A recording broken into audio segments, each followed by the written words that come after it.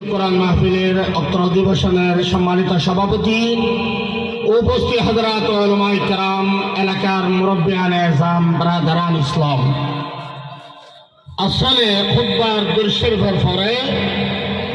আল্লাহ পাক রব্বুল আলামিন এর পবিত্র কালামুল্লাহ মজিদ আর সূরাতুল বনী ইসরাঈলের দোয়া সূরা আয়াত শরীফ তেলাওয়াত করাই আল্লাহর নবী মুহাম্মদুর রাসূল সাল্লাল্লাহু আলাইহি ওয়াসাল্লাম অসংখ্য সহিহ হাদিস মুবারকাতুন সহিহ বুখারী শরীফে বর্ণিত এমন হাদিসের টুকরাও তেলাওয়াত করাই ইনশাআল্লাহ। আল্লাহ পাক রব্বুল আলামিন এর তৌফিক হলে এই আয়াত আর হাদিসের সামনে রাখি কিছু দিনই ইমানি আলোচনা করি আল্লাহ চেষ্টা করা যাবে। আল্লাহ আর ওনারা ব্যয় করে ইখলাস নিয়তে সহিহ নিয়তে কিছু কথা কইবাল্লাহ ফুরিবাল্লাহ তৌফিক দান করুক, আল্লাহুম্মা আমিন। আল্লাহ পাক রব্বুল আলামিন এর সত্তরমার হে নবী অনর খুদায়ে আদেশ দিচ্ছে অনেক জগতের মানুষের হইদন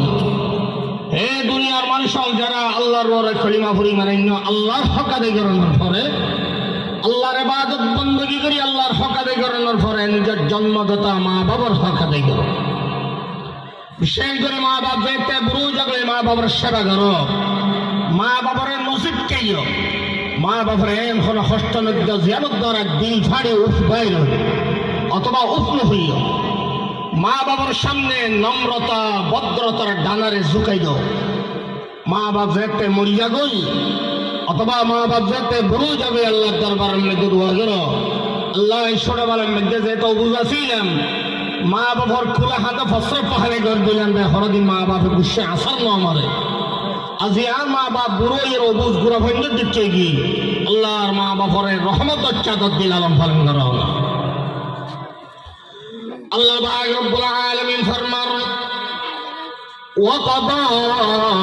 ربك ألا تعبدوا إلا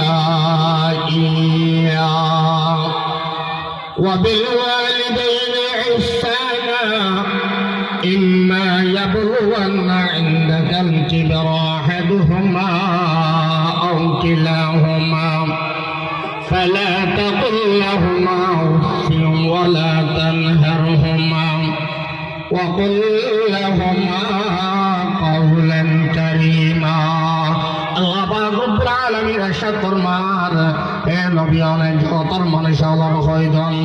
আল্লাহ হুকুম যে আল্লাহর ইবাদত বندگی করার পরে